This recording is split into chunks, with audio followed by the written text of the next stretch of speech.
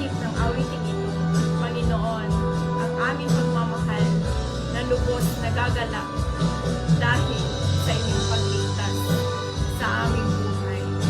Maraming salamat, Lord, sa lahat ng iyong pag-ibig binigay sa amin sa buong sanlibutan.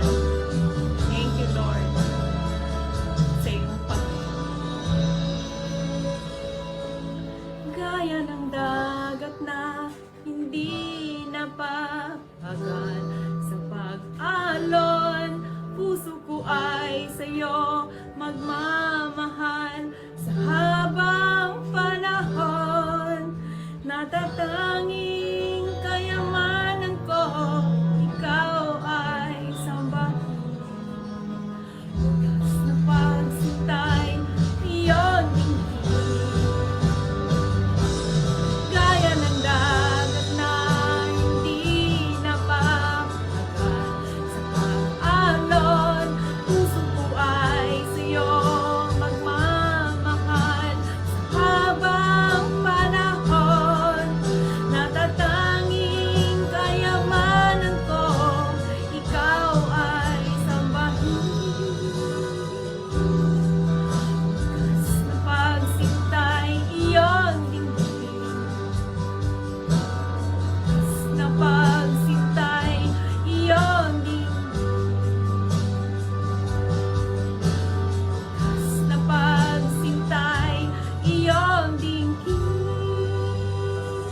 Kalakip ng awitin.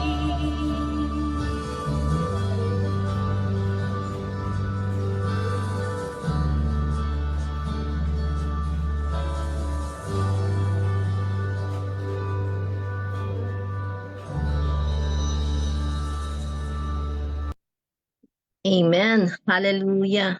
Praise the Lord. Tayo pong lahat ay manalangin. O dakilang Diyos at makapangyarihan sa lahat, pinupuri at minasasalamatan ka po namin sa gabing ito. Sa iyong kabutihan, O God, at dakilang pag-ibig sa amin.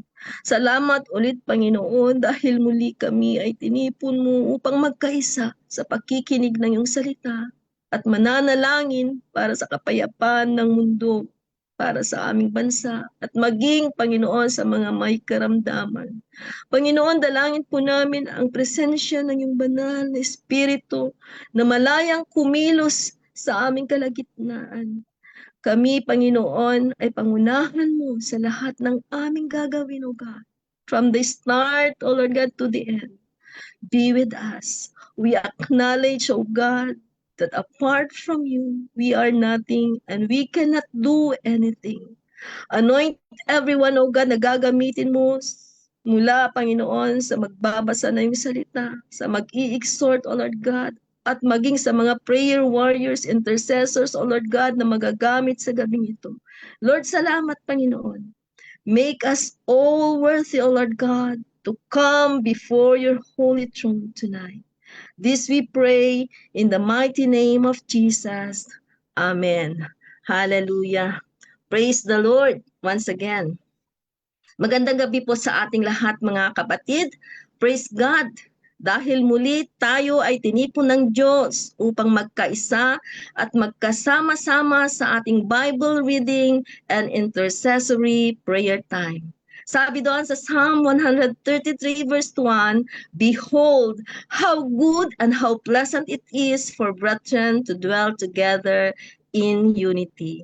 So my brothers and sisters in Christ, let us all be united in prayer tonight.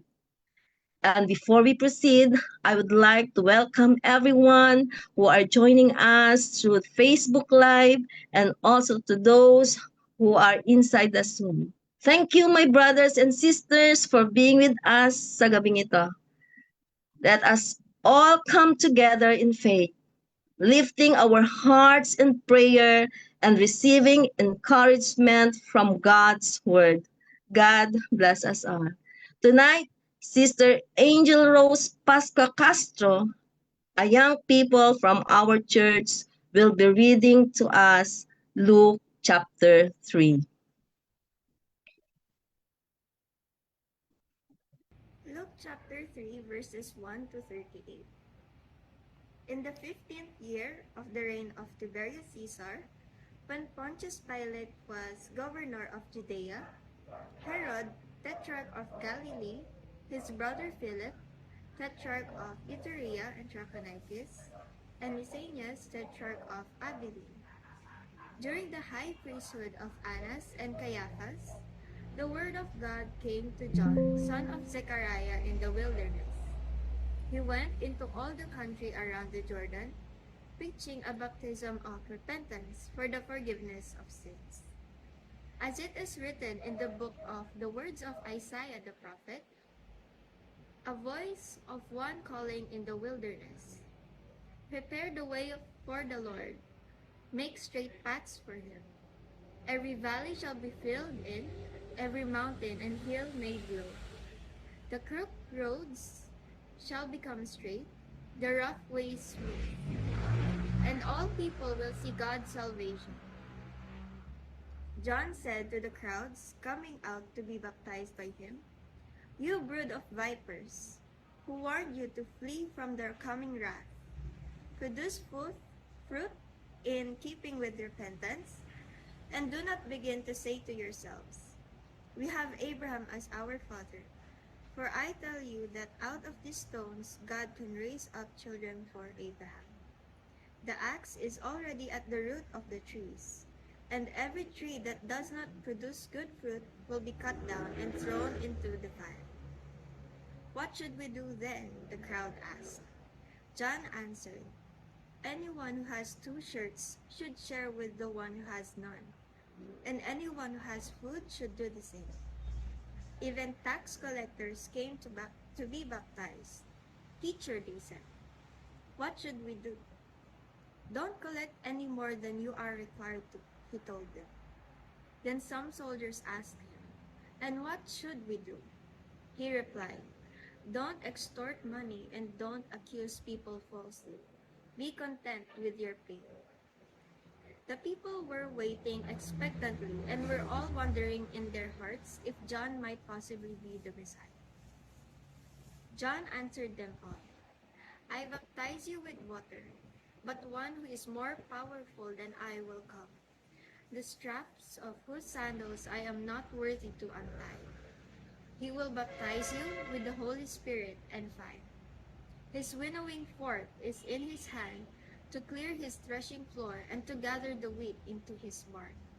But he will burn up the chaff with unquenchable fire."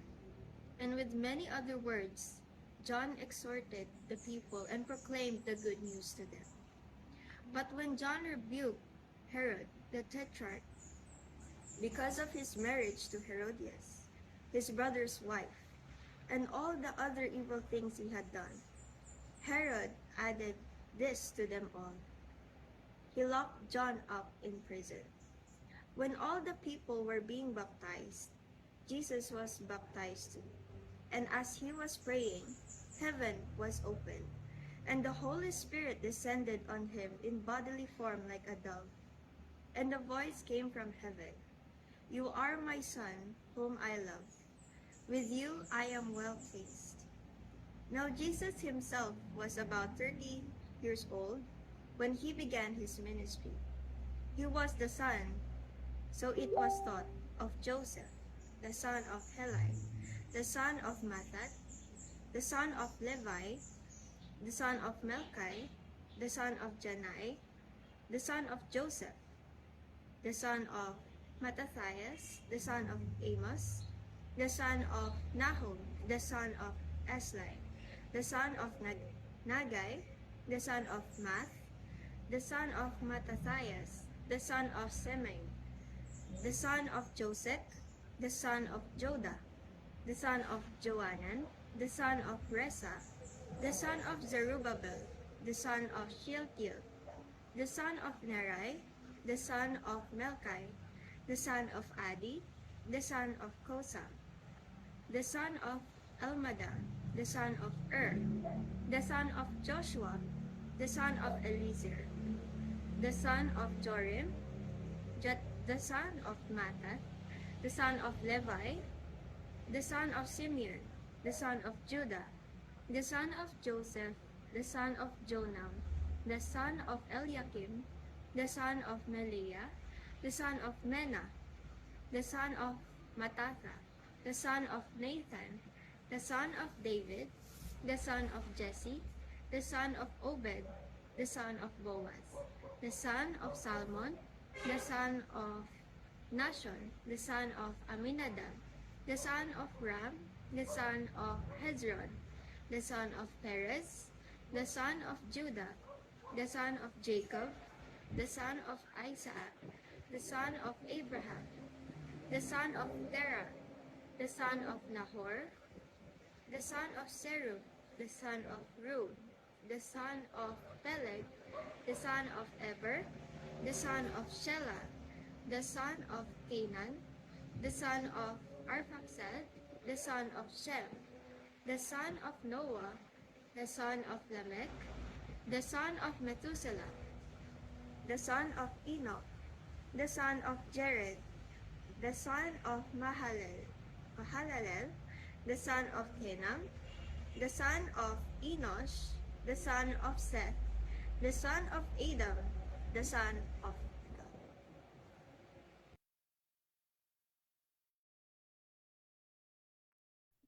Thank you, Angel Rose, for giving your time in reading the word for tonight.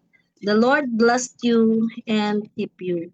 Mga kapatid, patuloy po nating damhin ang presensya ng Diyos sa ating kalagitnaan, and let us prepare our hearts to listen and to receive God's word that will be exhorted by Felina Mariano, an active youth leader from all the Gospel Church and a beautiful servant of God. Let us all welcome Sister Felina Mariano. Good evening po everyone! We praise God for the life ng bawat isa sa atin na nakapag-join po sa ating OPM tonight. Now we are in the book of Luke chapter 3, and in this exhortation, I entitled this with Prepare the Way. And in our chapter, we will be focusing on verse 1 to 22.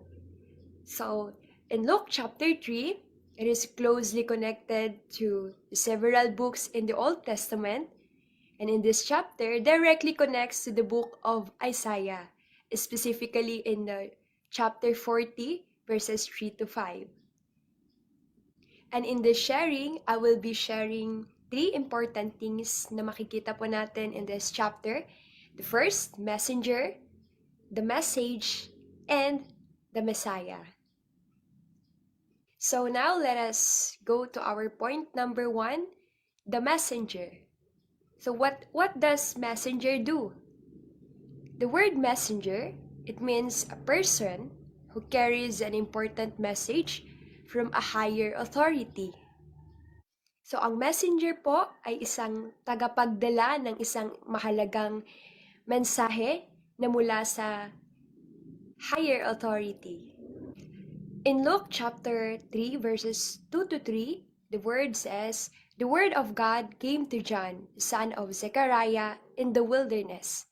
He went into all the country around the Jordan, preaching a baptism of repentance for the forgiveness of sins." So in our chapter, there was this man named John. He was the son of Zechariah, and the word of God came unto him. He was called by the Lord to do a specific task, specific assignment during that time. And reading the Isaiah chapter 40, verses 3 to 5. Now these verses was connected to John the Baptist, who was called by God to prepare the way for the Lord during those times. John was that messenger who was called by God. So here, John was called for a special purpose. Why special?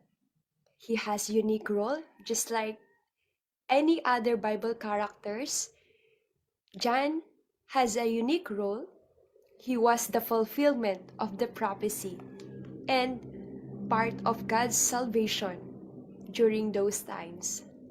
John was also called for a specific purpose. So he has this specific task to do. He has specific assignment to do, and it is mentioned in this chapter to prepare the way for the Lord. We know that there was a prophecy written in history, and it's just amazing that the author himself would give his word to John personally. So his assignment was so important because it was not given by man, but by God himself. He was not a messenger by ordinary man. He was a messenger by God. He was called by God to do specific tasks, and it is a great picture and a reminder that when it is God who called you, when it is God who spoke to you, when it is the Lord who gave his word unto you or a specific task for you to do, it means it is something important. It is something serious. And it is something that should not be underestimated. But it is something that we should treasure. Now, let's move to our point number 2, which is the message. If there was a messenger, then there is a message. A message refers to God's word or instruction given to the people through the messenger. So, it is the message na kinikerry ng messenger. Why need the messenger? Because there is a message. Now, in our chapter, John preached about the coming judgment. He warned the people about the coming judgment. So let's continue reading verses 9. John said to the crowds coming out to be baptized by him, "You brood of vipers, who warned you to flee from the coming wrath? Produce fruit in keeping with repentance, and do not begin to say to yourself, 'We have Abraham as our father.'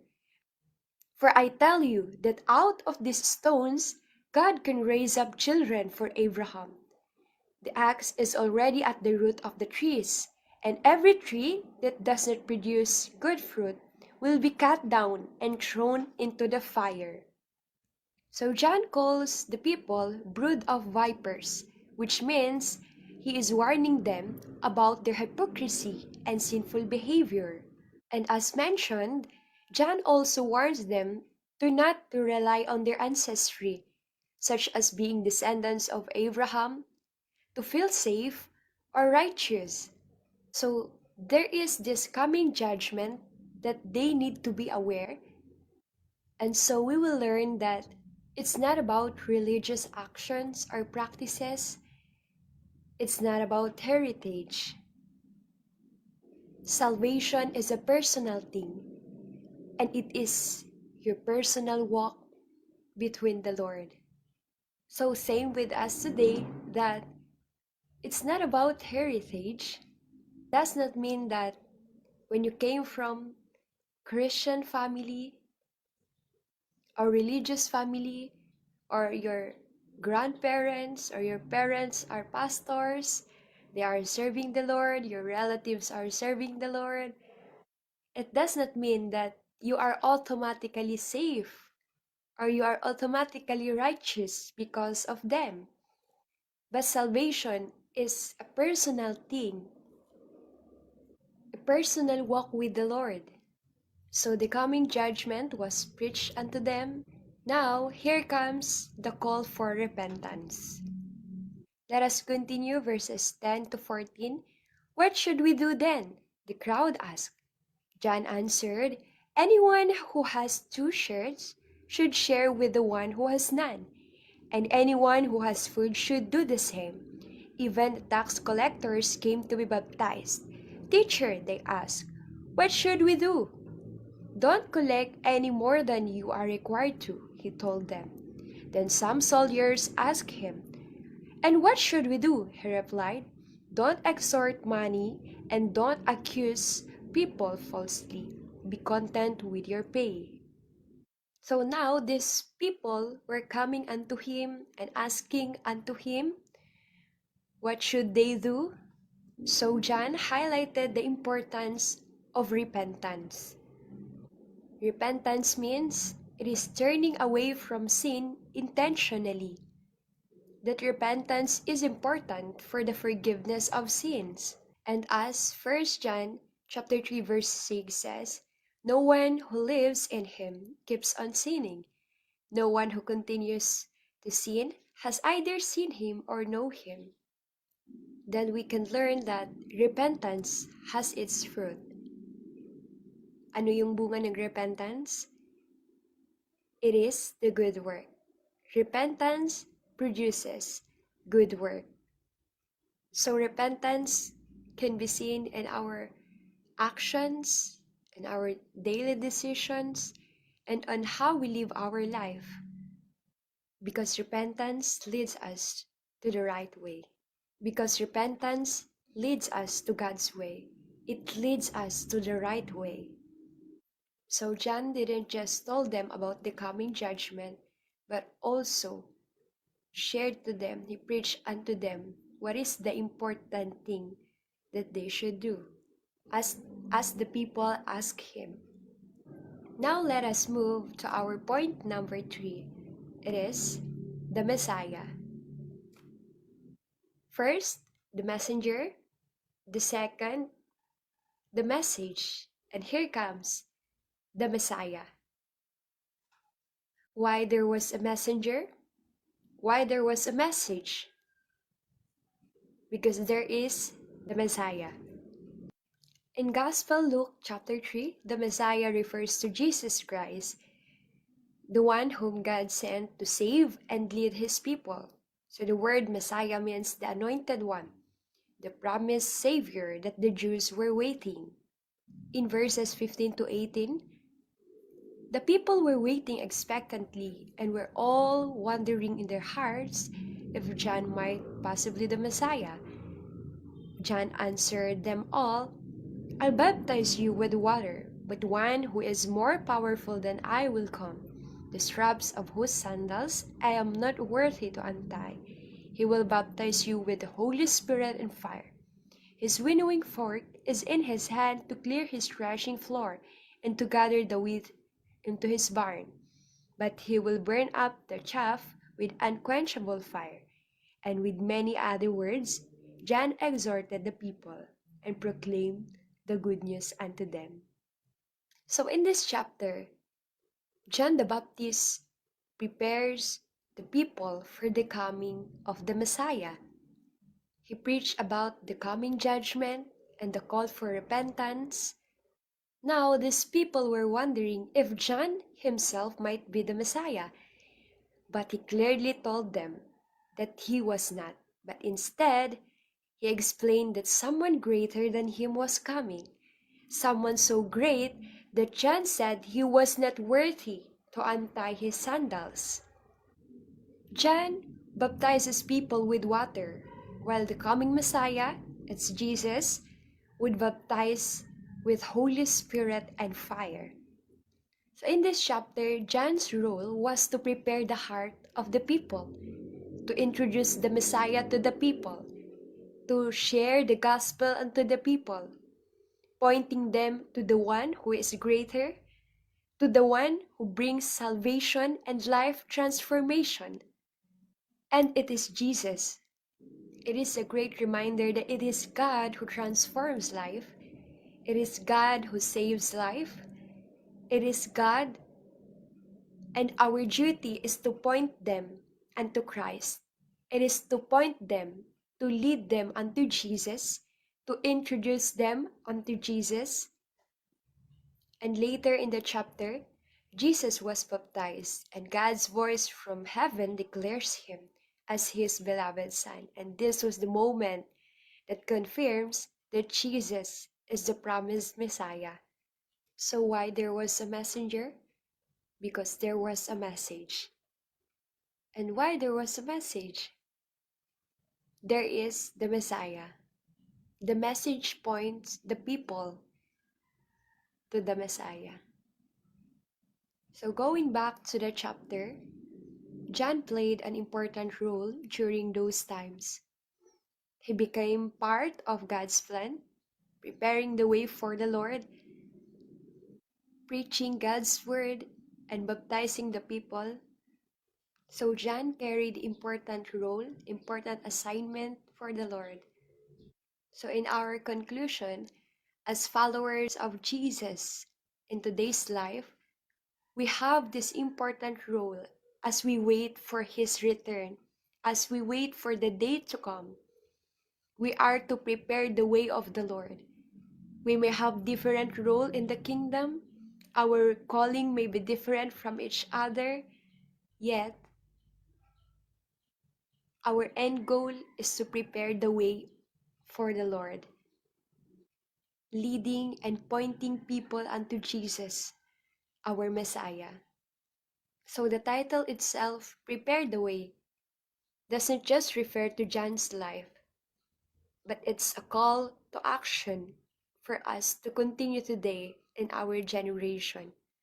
While waiting for Christ's return, we live as messengers and spread the message so the Messiah be known. And let us be reminded that our role is important. We are God's messenger of God's kingdom, a carrier of the message. So let us continue to live the message and proclaim the message. God bless everyone. Praise the Lord. Once again, good evening po sa ating lahat. Amen and amen. Hallelujah. Thank you, Sister Felina, for that encouraging word from the Lord. My brothers and sisters, let us continue to prepare our hearts for Jesus as we just have heard tonight. Let us turn away from anything that does not honor Him and let our life bear fruit that reflects true repentance. Let us walk in obedience and trust God that sees, affirms, and empowers those who follow Him. Amen.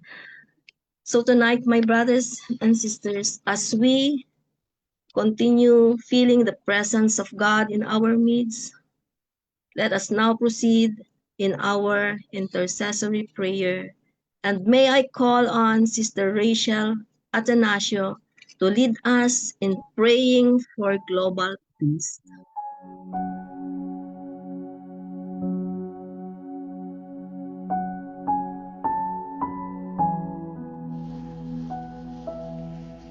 Father in heaven, we come before you, Panginoon. Nagpupuri at nagpapasalamat sa iyong harapan. Pinapasalamatan ka namin, Lord, sapagkat hanggang sa mga sandaling ito, nananatiling malaya ang bawat isa sa amin, Lord, na makitipon kamukha ng ginagawa namin ngayon. Malaya kaming nakakapanalangin sa iyo, Lord God. Malaya naming na i-share ang gospel sa mga tao, Panginoon. Di kami natatakot, walang nagse-threaten sa mga buhay namin just because of our faith. Alam namin, Lord, na sa maraming parte ng mundo, hindi lahat ng tao ay nagagawa ang nagagawa namin ngayon. And so, we just thank you, Lord, for the privilege of calling us and giving us this space, Panginoon, to just worship you and enjoy your presence, Lord God, and fellowship with one another. Itinataas namin sa iyo, Lord God, ang kaguluhan na nangyayari ngayon sa Middle East, ang gyera sa pagitan ng Amerika, ng Israel at ng Iran at ng iba pang mga bansa, Lord God, at ang nagiging epekto nito sa buhay ng mga tao sa buong mundo, Panginoon. Itinataas namin sa iyo, Lord, ang key people, Lord, na involved dito sa gulo na to. While we may not understand everything about this war, Lord God, we just know that it is impacting the lives of people negatively, and there are people in between na naiipit, mga pamilya, mga bata, mga matatanda, ang mga kababaihan, Panginoon. We cannot imagine how life is right now in Iran, in Israel, and all the other countries in between. We do not know, Father, and we no longer understand. That's why we come before you, sapagkat ikaw, Panginoon, ang nakakaunawa ng lahat. Ikaw ang nakakakita ng punot dulo ng lahat ng ito, Lord. Ang iyong mga mata lang ang may karapatan na humusga, Panginoon, kung saan nagmula ang gulo, kung saan nagmumula ang conflict, at kung paano ito mapipigilan. Hinihiling namin sa iyo, Lord, na mag-intervene ka, Panginoon, sa isip, sa puso ng mga tao na involved dito sa war na ito. Hinihiling namin, Lord, na mamagitan ka, lalong-lalo na po sa mga taong inosente na naiipit sa kaguluhan na ito. Hinihiling namin, Panginoon, na iabot mo ang iyong kamay, lalong-lalo na sa mga taong nahihirapan, sa mga taong nadadamay, sa mga taong caught in between dito sa war na ito. We ask you, Lord, to declare peace, Panginoon.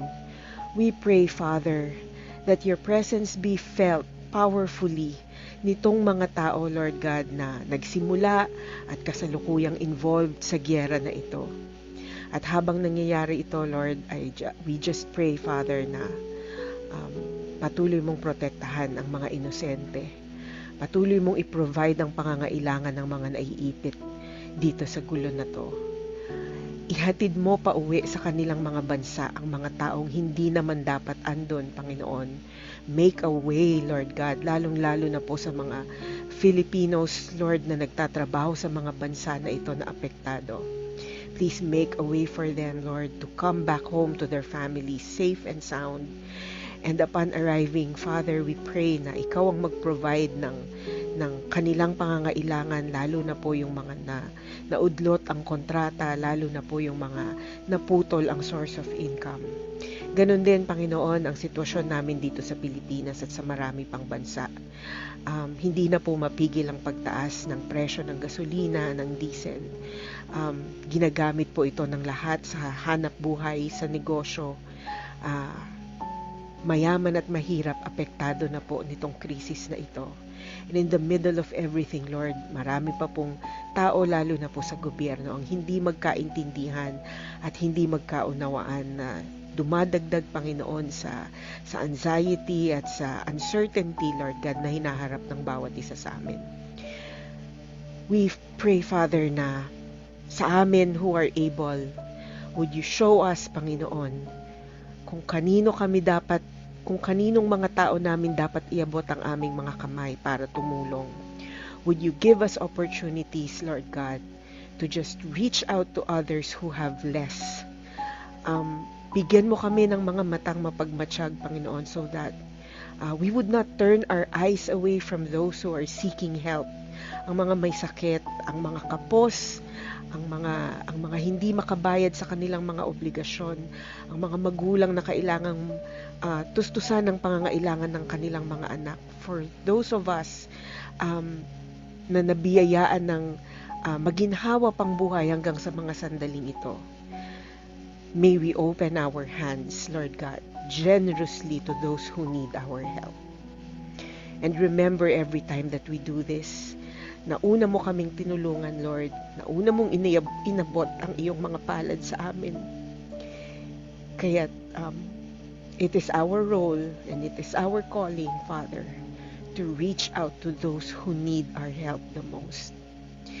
Open the doors of our church, Lord God, and lead people into our communities, so that even in the midst of all this crisis, ang iyong tinig ang marinig, Panginoon. Ang iyong salita ang siyang maghari, Lord God, sa pandinig, sa isip at sa damdamin ng bawat tao. Na kahit hindi namin alam kung saan papunta itong sitwasyon na ito, alam namin, Lord, kung sinong may hawak ng aming future. Alam namin kung kanino namin ilalagay ang pag-asa namin, Panginoon. At alam namin na sa pag-asang ito, hindi kami mabibigo, sapagkat sa iyo kami nakatingin. May we take this opportunity, Father God, to plant hope in the hearts of people by being kind to them, by lending our ears to them, Panginoon, when they need someone to talk to, by helping them look for opportunities, by just being friends, by just being brothers and sisters to those who need our help. Maraming salamat, Lord, for sustaining us. Maraming salamat for providing for all of our needs. Thank you for keeping us healthy, Panginoon. May we use all these blessings for your glory, Lord God. May all these blessings multiply sa pamamagitan ng pag-share namin nito sa iba. May we not grumble, Lord God, especially kapag kami ay nahihirapan. May we always choose to look for you, to listen to you, Panginoon, sa oras na kami ay na-challenge. Tinataas namin ang lahat ng panalangin na ito, Panginoon, lalong-lalo na po ang katahimikan ng mundong ito, Lord God, at kaayusan sa pagitan ng mga bansang hindi magkaintindihan. Ikaw pa rin ang hari ng kapayapaan, Panginoon. At dahil dyan, alam namin na matatapos itong gulo na to at maaayos ang mga hindi magkaintindihan, Lord God, sapagkat ikaw pa rin ang hari na aming pinagsisilbihan. At walang kahit na anong digmaan at hindi pagkakaunawaan ang makakatakas sa iyong kapangyarihan, Panginoon. Nananalig kami sa iyo. Nananalig kami sa lahat ng ipinangako mo, Lord, na hindi mo kami pababayaan at hindi mo kami tatalikuran. Umaasa kami sa iyo, Panginoon. Maraming salamat sa iyong katapatan. Ang lahat ng praise, ang lahat ng worship, ang lahat ng glory, Lord God, ay para sa iyo lamang. Tinadalangin namin ang lahat ng ito sa pangalan ni Jesus, ang aming Diyos at ang aming manunubos. Amen. Amen. Amen and amen. Thank you, Sister Rachel. And let us all continue to be in the presence of God, to be in the attitude of prayer as we call on Pastor Winnie to lead us in praying for our nation.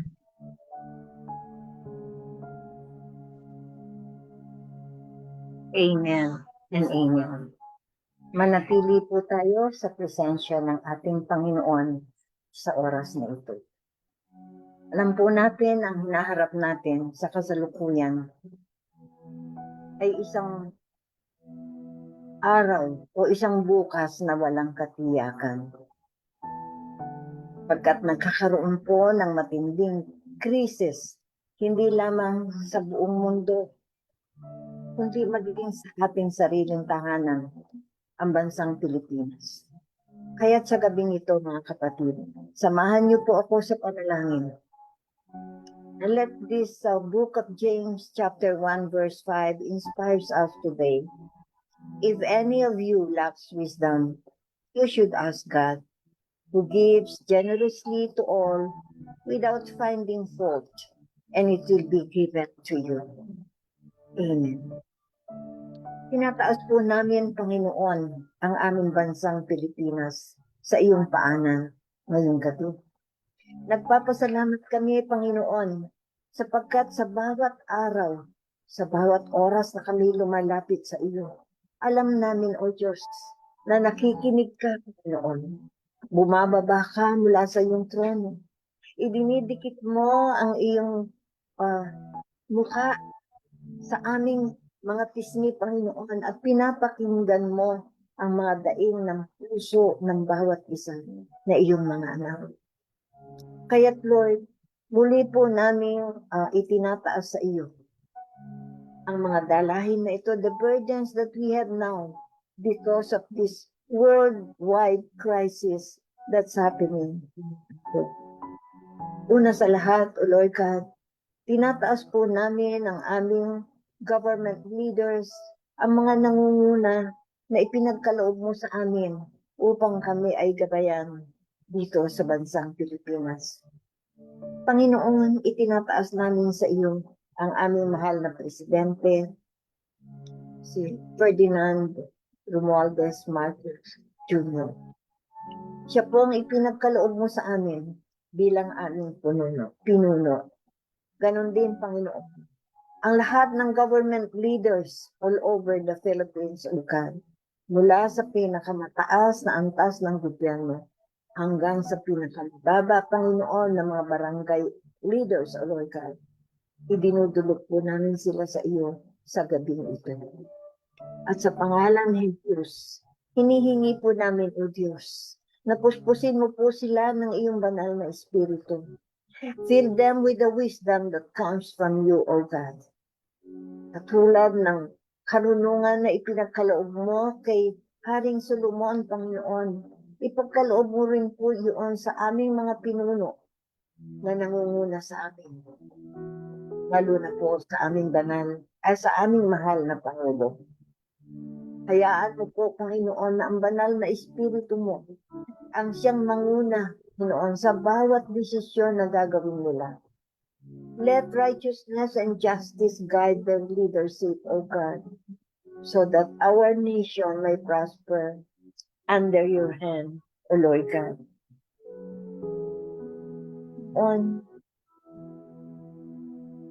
We're praying for your covering over our president.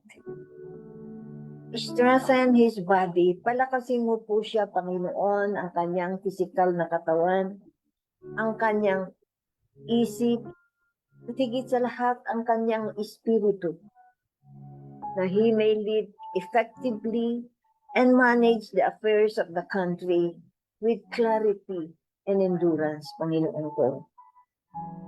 Ikaw po ang tanging lakas. Ikaw ang tanging karunungan na maaari po namin hawakan. Ikaw lang po ang makakapagbabago ng lahat ng bagay sa ibabaw ng lupa.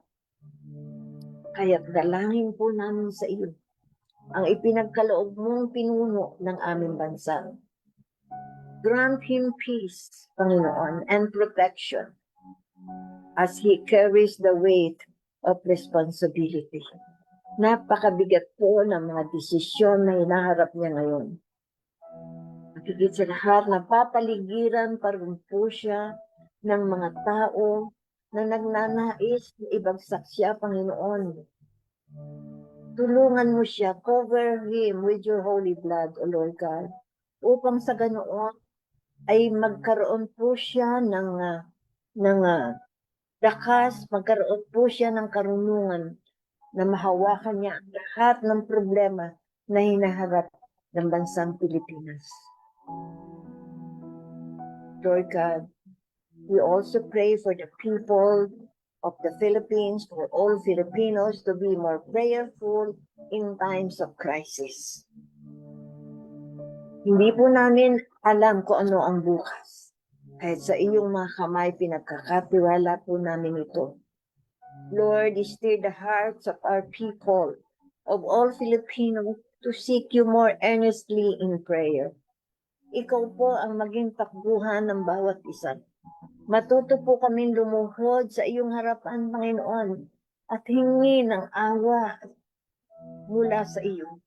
Na sa kalagitnaan ng hinaharap namin po na krisis dito sa aming bansa, may we turn to you, Panginoon, as our refuge and strength. Pag-isahin mo kami, Panginoon, sa aming mga pananampalataya at hayaan ang mga panalangin na ito will be the foundation of our hope and resilience as a nation. Sinabi mo nga, Panginoon, sa 2 Chronicles chapter 7, verse 14, if my people who are called by my name will humble themselves and pray and seek my face and turn from their wicked ways, then I will hear from heaven, and I will forgive their sin and will heal their land. Forgive us, O Lord. Heal us, O God. Dinggin mo ang aming mga daing, naway nakarating sa iyong banal na trono. We need you, Lord God. You are our refuge. You are our shield. And you are our fortress, O God. Wala po kaming magagawa kung wala ka sa buhay namin. At Panginoon, sa pagtatapos ng aking panalangin sa gabi ito, ipinagkakatiwala ko po, Ama, sa iyo ang aming bansa sa iyong mga kamay. Naway ang banal na Espiritu mo, Panginoon, that your Holy Spirit will guide our leaders, sustain our president, O Lord God, and awaken your people to prayer. And Lord, as I close, let your will be done in our land as it is in heaven. In Jesus' mighty name we pray. Amen and amen.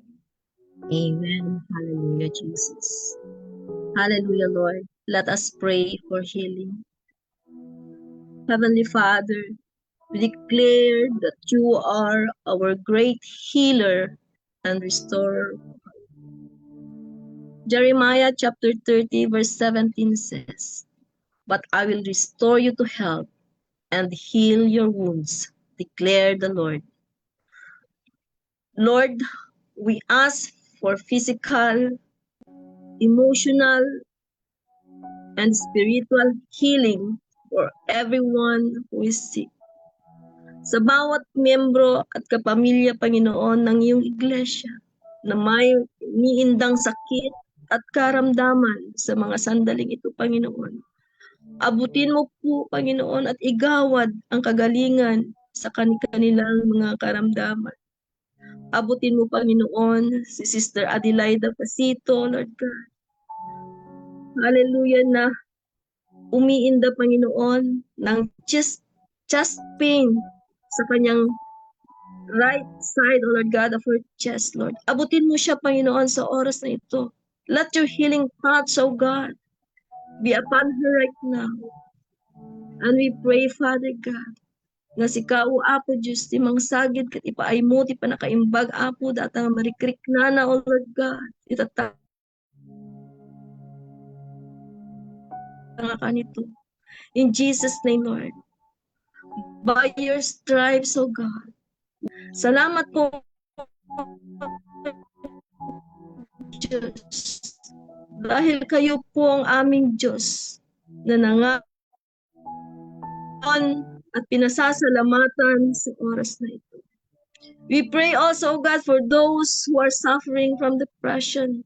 Lalo na, Panginoon, sa mga panahong ito, na marami, Panginoon, ang nagugulumihanan at nangangamba dahil sa mga kaguluhan, Panginoon, na nangyayari sa mundong aming kinagagalawan. Lord, we pray, O God, hallelujah, that give them peace, O God, that surpasses understanding. Calm their anxious thoughts, O God, and bring peace to their troubled mind. In Jesus' name. Lord, thank you for your unfailing love and mercy. We receive your healing by faith, and we give you all the glory in Jesus' mighty name. Mga kapatid, we still have time to pray for our own families. Let us silently pray to God, anuman ang prayer request natin para sa ating pamilya sa gabing ito, and even your personal request. God sees your heart. So let us pray. We have 2 minutes to pray for our own families.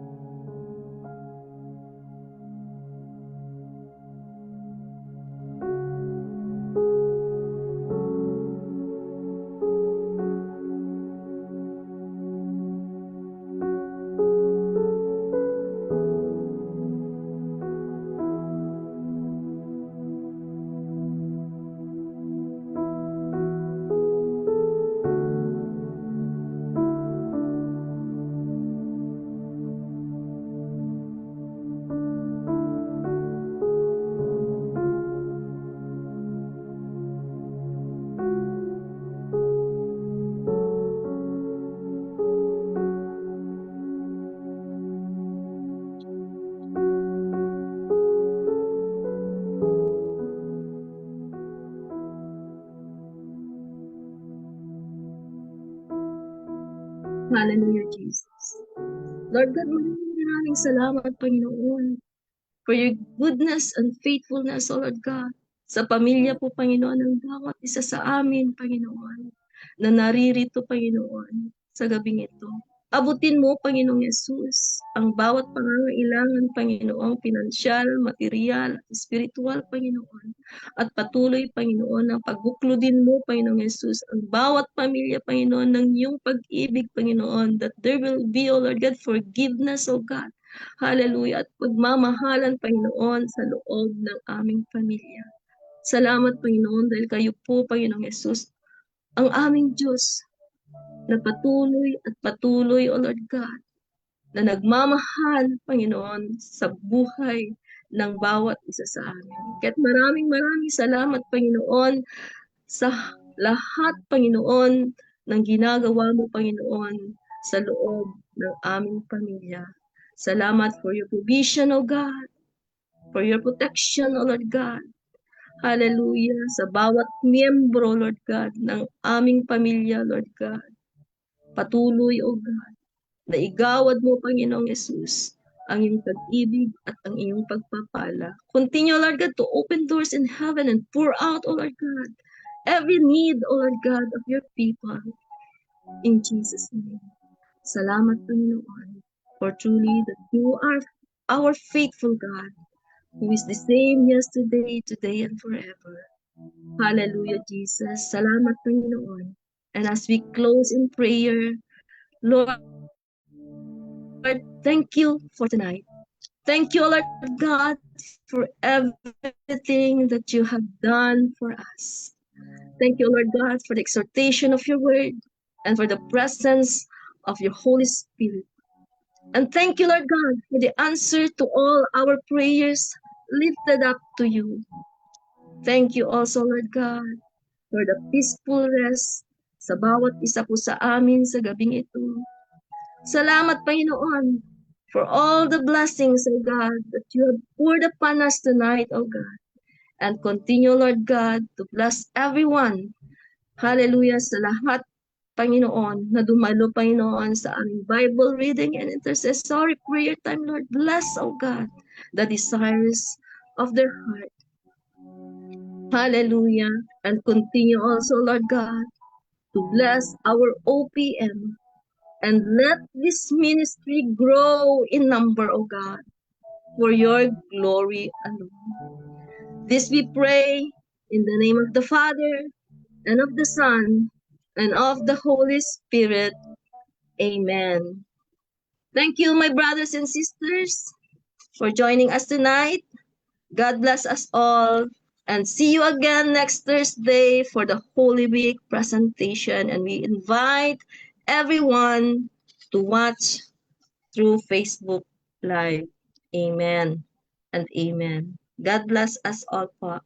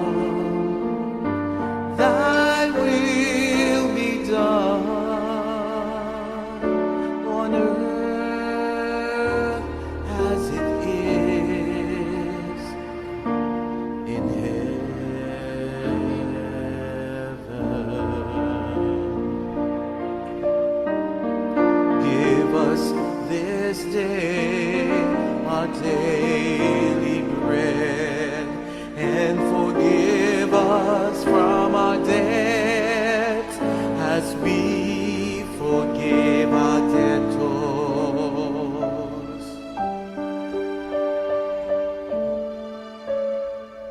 And lead us not into temptation, but deliver us from evil. thine is thy